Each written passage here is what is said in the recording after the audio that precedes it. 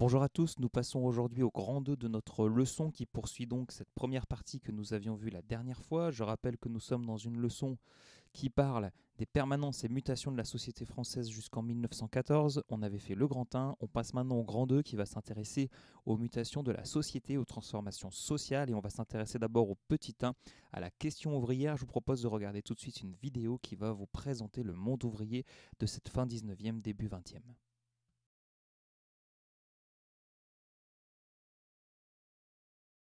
Mais quelles étaient les conditions de vie des habitants de ce quartier au XIXe siècle? Toute la montagne Sainte-Geneviève se compose de rues étroites, rarement réchauffées par le soleil. Un quartier populaire que nous montrent les premières photographies prises il y a plus de 100 ans.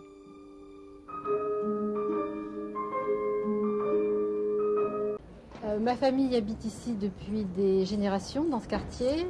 C'est mes arrière-grands-parents qui étaient venus de la Creuse pour trouver du travail parce qu'ils mouraient de faim dans leur campagne.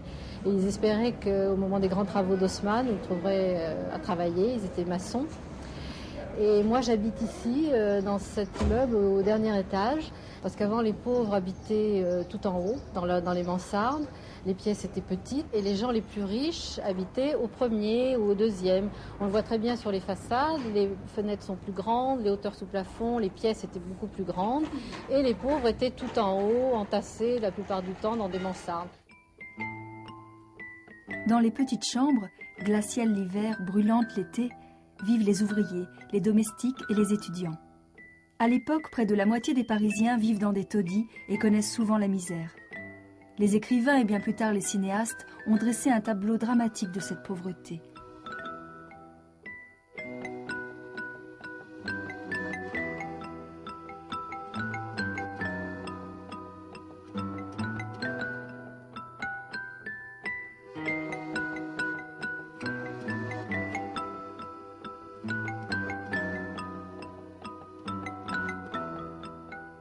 Beaucoup de ces pauvres sont des ouvriers. Pour eux, le travail est pénible, les salaires sont très bas, les journées de travail très longues.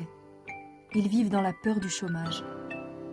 Mon grand-père, lui, est allé travailler à 12 ans. Il me racontait que parfois, l'hiver, le matin, il était obligé de partir tôt et il faisait jusqu'à 3 km à pied dans le froid pour aller sur les chantiers. C'était le lot des enfants pauvres, ils ne pouvaient pas aller à l'école. Et c'était un privilégié parce qu'il y a les autres enfants, il y en a qui allaient travailler dès 8 ans dans les ateliers. Dans ces cours, on se croirait parfois à la campagne.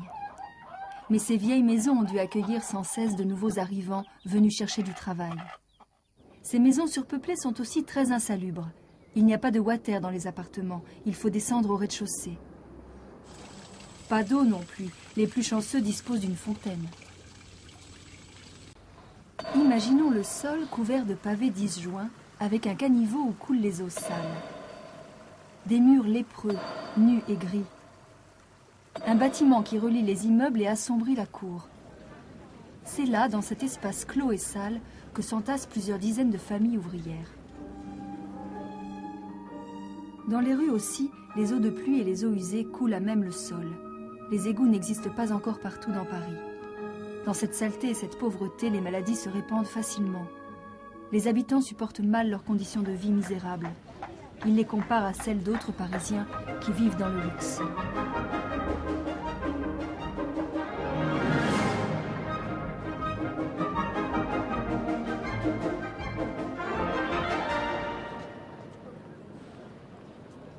Dans les moments de crise, la situation devient de plus en plus difficile.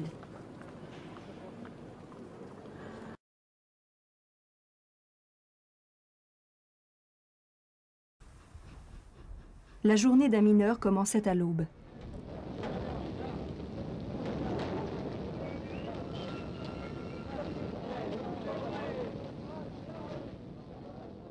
Vers 4 heures du matin, les piqueurs et leurs aides arrivent à la fosse. Ils se mettent en habit de mine et défilent devant la lampisterie. Par groupe de 12 à 20 personnes, les mineurs montent dans la cage qui descend au fond en quelques minutes. Pour dégager les veines de charbon, le bout de feu fait sauter des charges explosives. Puis le haveur s'efforce alors de détacher les plus gros blocs possibles.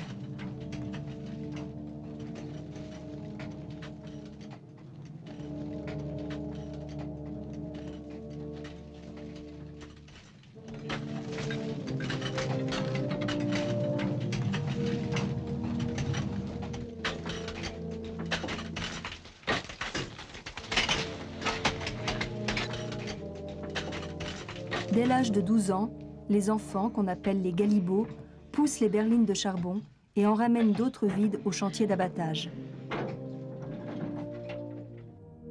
On utilise aussi des chevaux. Certains restent en permanence au fond de la mine et deviennent aveugles. Ils servent au transport du charbon, mais aussi du bois. Le bois est indispensable pour étayer les galeries. On utilise le sapin car ces craquements préviennent les mineurs longtemps à l'avance des risques d'effondrement.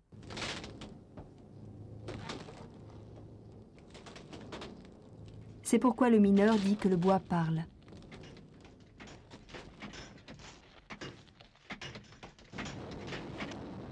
Au-dessus des fosses, les femmes trient le charbon. La moindre erreur entraîne une amende ou des brimades.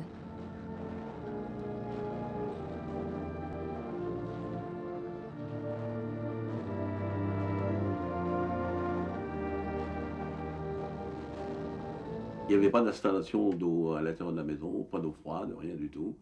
C'était quand même assez rudimentaire, alors que le mineur, lui, est remonté du fond de la mine. Mon grand-père remontait du fond de la mine, il était sale, il était tout noir. Ben, on est obligé d'installer le baquet à l'intérieur de la maison, faire chauffer de l'eau sur le feu, le poêle. Et quand l'eau était suffisamment chaude, elle était versée dans le baquet. Et mon grand-père se lavait dans le baquet. Ma grand-mère lui lavait le dos, bien sûr. Mon père, pareil. Et c'était les conditions de l'époque qui étaient très, très, très rudimentaires.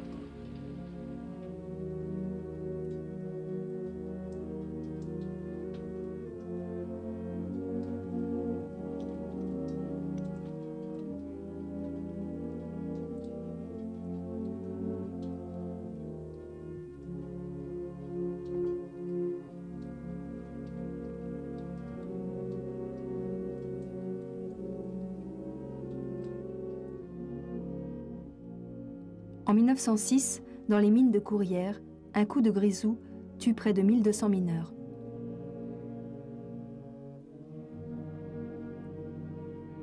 Très vite, des grèves sont organisées par les syndicats. Mais face aux soldats, la colère des mineurs se transforme souvent en émeute.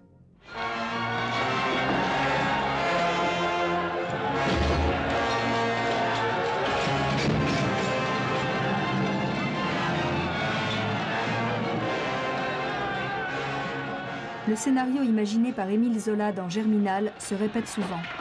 Arrêtez-vous! Nous sommes arrêtés ou je donne l'ordre d'ouvrir le feu! Qui a tiré? Laissez le feu! Laissez le feu! Laissez le feu! Voilà, donc grâce à la vidéo que vous venez de voir, vous comprenez que le monde ouvrier s'affirme de plus en plus dans cette fin 19e, début 20e, et il va peser de plus en plus dans l'économie française et aussi en termes de population active. Regardez, on le voit très bien ici grâce à ce diagramme, on voit que la part d'ouvriers dans la population active passe de 26%, vous voyez ici c'est le secteur secondaire, c'est-à-dire l'industrie, à 33% entre 1851 et 1911. Donc concrètement, les ouvriers passent de 3 millions à 7 millions de personnes entre 1870 et 1914. Et la plupart du temps, ils travaillent dans des conditions qui sont difficiles, bien sûr. Ils sont soumis aux règlements très stricts des usines, un petit peu comme ce que l'on avait vu lors de la période du Second Empire, où déjà les règlements au sein des usines sont très très durs, très stricts. C'est toujours le cas, sauf que vous allez voir dans la deuxième et troisième flèche que cette fois-ci, le monde ouvrier va s'organiser.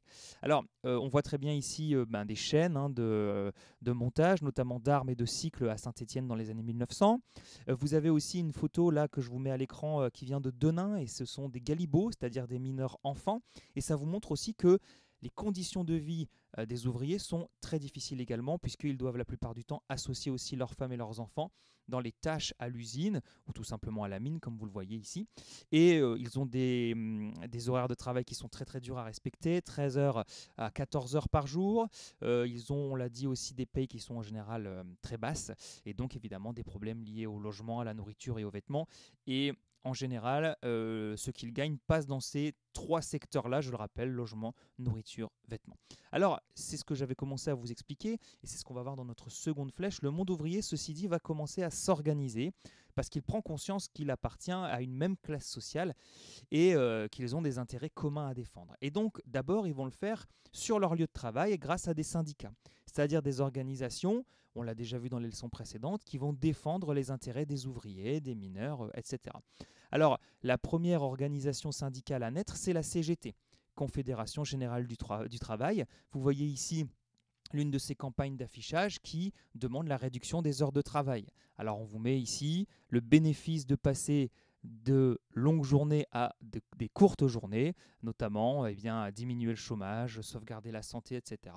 Et donc, vous voyez, par des campagnes d'affichage, mais également par d'autres actions plus fortes, comme notamment la grève, les syndicats vont amener les ouvriers à se mobiliser davantage et à être plus présents, notamment sur leur lieu de travail, et à se faire entendre auprès de leurs patrons. Alors évidemment, le pouvoir reste très strict à cette époque-là, face notamment aux grèves, puisque je vous ai donné un chiffre qui est assez parlant, il y a 1300 grèves en 1906, c'est-à-dire que les ouvriers utilisent massivement ce droit qu'ils ont pour pouvoir s'exprimer, mais l'État en général réprime violemment. Et on a des exemples qui sont tristement célèbres, par exemple à Fourmies, donc dans le nord, pas très loin d'ici, alors que des ouvriers réclamaient la journée de 8 heures lors d'un 1er mai, eh bien, ils ont été écrasés le 1er mai 1891. Ils ont été écrasés par les forces de police et le bilan est très lourd, 10 morts et 60 blessés. Donc ça vous montre que, vous imaginez les chiffres, la police et parfois même l'armée n'hésitent pas à tirer sur les ouvriers qui revendiquent certaines améliorations de travail, notamment par la grève. Et évidemment, vous avez parfois des bilans qui sont très lourds. Alors, politiquement aussi, ils vont commencer à s'organiser, notamment grâce au parti de Jean Jaurès, que vous avez ici à l'écran, qui est SFIO, c'est-à-dire le Parti Socialiste. Alors, SFIO, cela veut dire Section Française de l'Internationale Ouvrière. Et c'est un parti de gauche qui va défendre les ouvriers. C'est-à-dire que politiquement, les ouvriers, désormais, vont avoir une voix.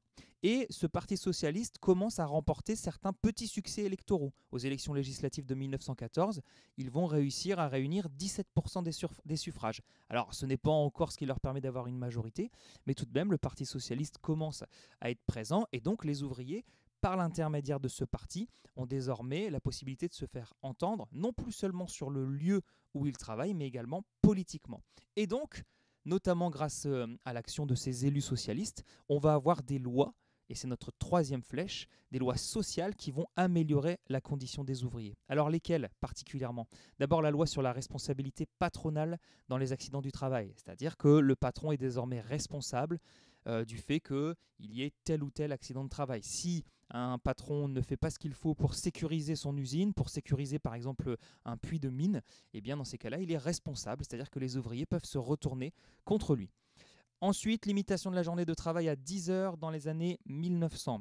Vous avez un repos hebdomadaire qui a été instauré en 1906 et qui est obligatoire. Une loi qui instaure des retraites ouvrières en 1910. Mais, et c'est pour terminer ce petit 1, n'oubliez pas que malgré ces lois, les inégalités restent extrêmement fortes entre notamment ces ouvriers et ceux qui s'enrichissent, les patrons, ceux qu'on appelle au sens large les bourgeois. Les inégalités restent très fortes avec des conditions ouvrières qui sont très difficiles. Alors on passe tout de suite à notre petit 2. La France découvre très tôt l'immigration et on va commencer par une vidéo.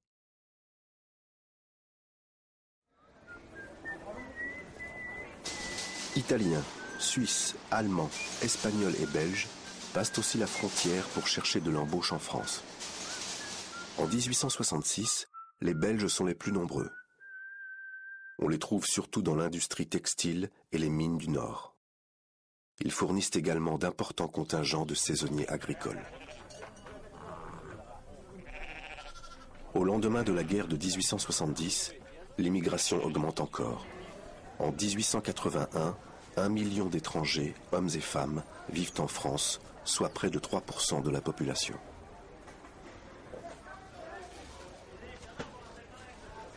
Les raisons de cette immigration sont nombreuses. La natalité française décline. L'exode rural prive de bras certaines campagnes sans suffire aux besoins de l'industrie en pleine mutation. Les paysans des pays voisins, chassés par la misère ou le surpeuplement, viennent combler ces manques et rejoignent en grand nombre le prolétariat industriel.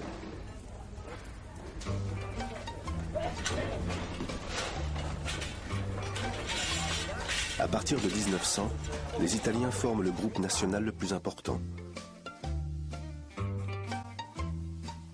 Des industries marseillaises aux chantiers parisiens, De la sidérurgie lorraine aux campagnes, ils occupent les postes les plus durs et les plus mal payés.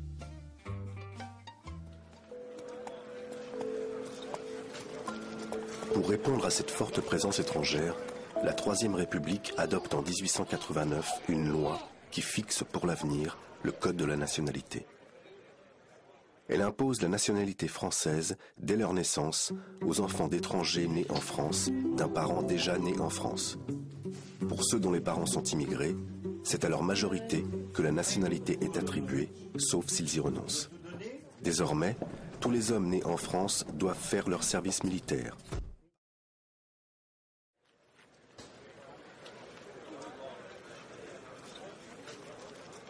Mais en ces temps de nationalisme, les étrangers suscitent de violentes réactions xénophobes. Les ouvriers français les accusent de concurrence déloyale. La population voit en eux des ennemis de la patrie ou des sauvages porteurs de maladies. Les violences physiques sont fréquentes en milieu ouvrier. Dans le Nord, on s'en prend aux Belges. À la fin du siècle, les Italiens sont les plus visés. Plus misérables, concurrents plus dangereux pour les ouvriers, terroristes anarchistes à l'occasion, ils sont victimes de plusieurs lynchages, comme à Aigues-Mortes en 1893.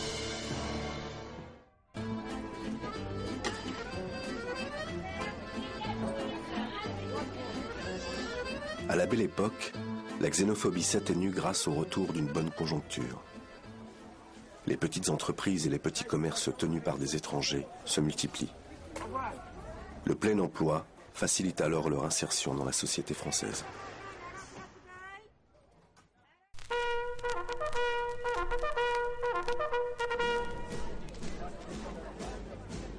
Dès l'entrée en guerre, les immigrés s'engagent comme volontaires dans l'armée française. Près de 43 000 hommes originaires de 52 pays sont mobilisés dans un régiment de marche de la Légion étrangère. Très vite, la France et le Royaume-Uni font appel à leurs troupes coloniales. 172 000 Algériens, soumis à la conscription depuis 1912, rejoignent les rangs de l'armée française. 160 000 tirailleurs sénégalais sont aussi recrutés dans toute l'Afrique noire française et renforcés par des troupes venues d'Indochine, du Maroc, de Tunisie et de Madagascar.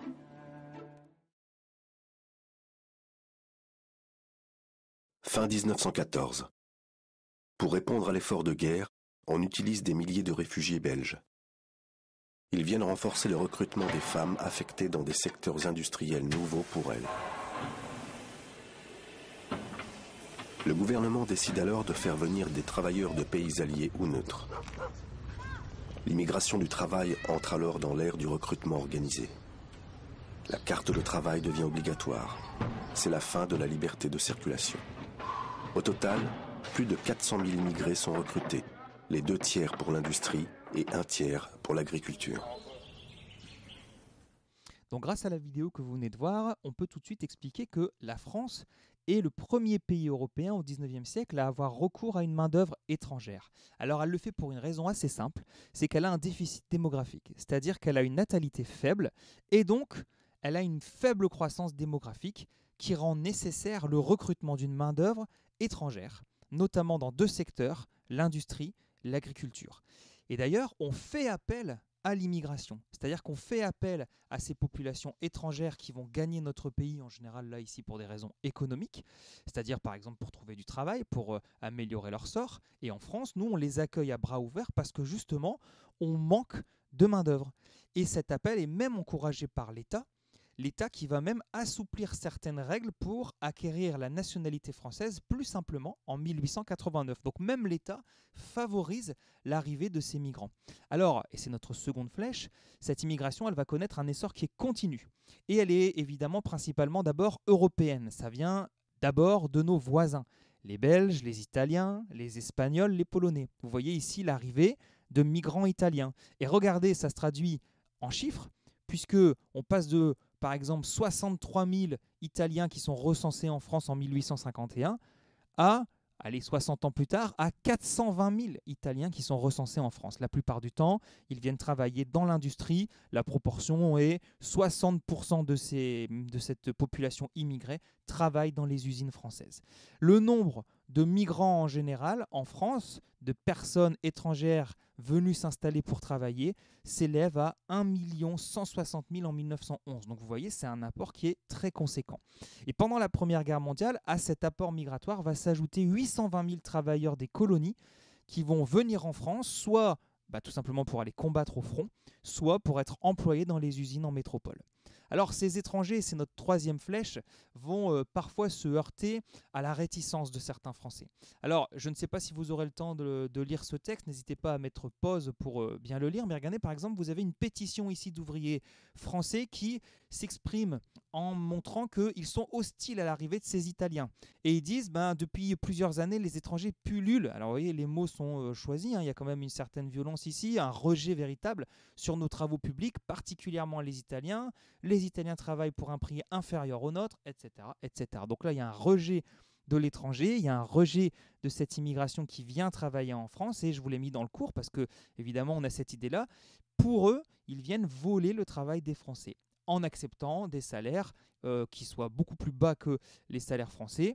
Et évidemment, parfois, ça va attiser certaines violences, notamment entre Italiens et Français. À Aigues-Mortes, en 1893, il y a des violences très fortes entre les immigrés italiens et les Français. Et puis, vous avez même évidemment des courants xénophobes qui vont se développer. Je rappelle que la xénophobie, c'est l'hostilité à l'égard des étrangers. On peut passer maintenant à notre petit 3 qui va parler de l'évolution de la place des femmes. Alors on va terminer ce cours par un petit 3 qui va s'intéresser à l'évolution de la place des femmes dans la société. On va commencer à étudier ce point par une vidéo.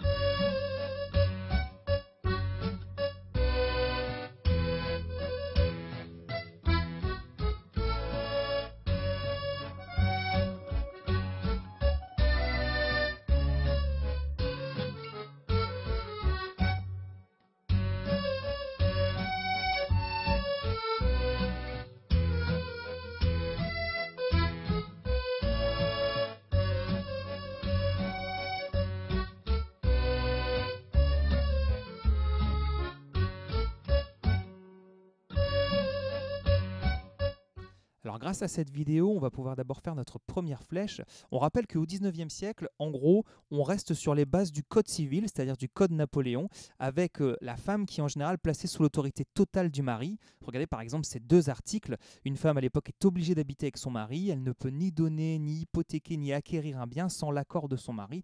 Bref, à ce moment-là, vous le savez, le père, le mari a une place supérieure dans la société et la femme est perçue comme quelqu'un de mineur par rapport à lui. Alors la Troisième République fait un peu évoluer la condition féminine. D'abord, par exemple, en 1895, en autorisant les femmes à retirer de l'argent, par exemple de leur livret d'épargne, sans l'autorisation de leur mari. En 1907, elles peuvent maintenant avoir leur salaire, également l'utiliser comme elles le souhaitent. Par contre, et on va l'évoquer un petit peu après, elles restent tout de même payées en moyenne 2 fois moins que les hommes. Alors en fait, la condition des femmes évolue, mais en fait tout doucement. Notamment, malgré les combats que l'on a déjà évoqués ensemble d'Hubertine Auclair avec les suffragettes, elles restent toujours privées du droit de vote. Donc ce sont des citoyennes passives. Elles ne peuvent pas participer aux élections, elles ne peuvent pas adhérer à un syndicat, et en général, évidemment, elles restent enfermées dans un stéréotype de femme au foyer, de mère, d'épouse. Alors on va essayer dans la seconde flèche de nuancer ce point-là. Par contre, il est assez difficile de chiffrer, d'évaluer le travail des femmes, notamment au 19e siècle, parce qu'en général, il n'est pas comptabilisé, il n'y a pas d'études qui s'y intéressent. La plupart du temps, on considère qu'elles participent aux travaux agricoles, par exemple au travail dans la boutique du mari, mais on ne va pas comptabiliser véritablement leur travail. Donc, c'est assez difficile de se rendre compte de l'évolution du travail des femmes, mais ce que l'on sait, c'est que ce travail augmente considérablement à la fin du 19e siècle. Et que ces mutations ne remettent pas en cause une certaine répartition sexuée du travail. C'est-à-dire que les travaux de force et techniques restent réservés aux hommes. Et en général, les femmes vont avoir des emplois qui vont plutôt nécessiter des qualités naturelles. Alors j'ai mis ça entre guillemets, c'est-à-dire en gros, c'est une expression qu'on utilise au 19e siècle, la minutie, la patience, le service aux malades, le service aux enfants. Donc c'est-à-dire on enferme les femmes dans ce stéréotype de patience, de méticulosité, c'est-à-dire de qualité naturelle féminine. Donc ce stéréotype-là reste au 19e siècle, bien sûr, mais vous allez avoir une évolution tout de même, et les femmes vont être de plus en plus présentes, notamment dans l'industrie, c'est notre troisième flèche. Elles se concentrent notamment beaucoup dans le secteur du textile, mais aussi alimentaire. La plupart du temps, elles sont peu qualifiées et on l'a dit, elles sont 2 fois moins payées que les hommes. Alors en fait, aujourd'hui, on sait que en 1914, le taux d'activité des femmes est environ de 55% tout de même. Alors ça corrige peut-être une idée reçue que vous aviez de la femme au foyer au 19e siècle et du mari qui travaillait. En fait, ce n'est pas totalement vrai, vous le voyez, les femmes travaillent, 55% des femmes travaillent, ont un emploi. Donc elles ont un taux d'activité qui a dépassé quand même les 50%. Et la Première Guerre mondiale va être une parenthèse là-dedans, puisque vous le savez, elles vont pouvoir intégrer de nouvelles branches, notamment la métallurgie, la construction mécanique, puisqu'elles vont aller remplacer les hommes, on va en reparler un peu plus tard, dans les usines, puisque les hommes vont aller se battre au front. Alors pour conclure cette leçon, on peut très bien terminer par des diapositives plus actuelles pour vous montrer qu'il reste encore beaucoup à faire dans la place des femmes dans notre société. Regardez par exemple, quotidiennement, une femme va passer 4h33 de son temps dans le travail domestique, là où un homme n'y passera que 2h41. Et lorsqu'on est dans le détail, regardez, si l'on compare les femmes, les hommes, on reste encore un petit peu dans cette idée de répartition sexuée. Les travaux, sortir les poubelles, les papiers administratifs restent plutôt pour les hommes. Et puis, laver le linge, repasser, faire les courses, cuisiner, remplir le lave-vaisselle, reste plutôt réparti du côté des femmes. Alors évidemment, il ne tient qu'à nous de faire évoluer cette répartition inégalitaire. Bon, là évidemment, c'est pour conclure cette leçon, donc c'est un petit message que je vous lance, à la fois pour les garçons et les filles de la classe. Vous voyez, il y a encore beaucoup de choses à faire évoluer pour véritablement une égalité à tout point de vue au sein de notre société. Voilà, j'espère que ce cours vous a permis de bien comprendre la façon dont évolue la société française et l'économie française jusqu'en 1914. J'espère que vous allez bien et on se retrouve dans quelques jours pour une nouvelle leçon d'histoire. À bientôt.